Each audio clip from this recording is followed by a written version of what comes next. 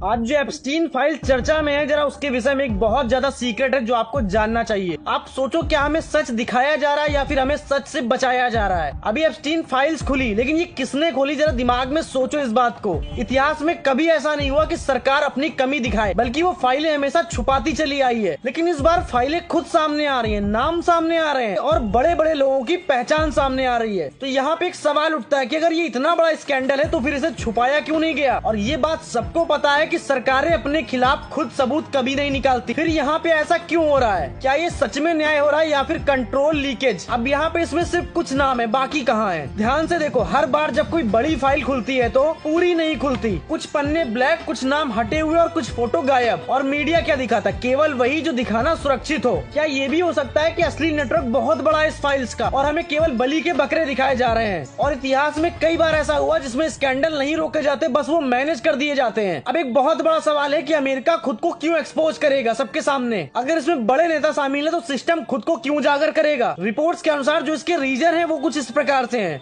Damage control, मतलब सच बाहर आने वाला हो तो सिस्टम खुद ब खुद थोड़ा सच बता देता है ताकि जो असली सच है वो छुप जाए। दूसरा, नैरेटिव कंट्रोल, अगर जनता सबूत खुद खोजेगी तो अराजकता फैलेगी और अगर सरकार खुद बता देती है तो सरकार पर लोगों का भरोसा होगा। इसीलिए ये लोग कहानी खुद लिख रहे हैं ताकि जनता वही माने जो ये चाहते हैं। कभी कभी सिस्टम पुराने लोगों को हटाकर नई ताकतें लाता है और इस स्कैंडल को कहते हैं सफाई अभियान। तो एक दिमाग में सोचने वाली बात है कि क्या दुनिया के लीडर्स कंट्रोल होते हैं?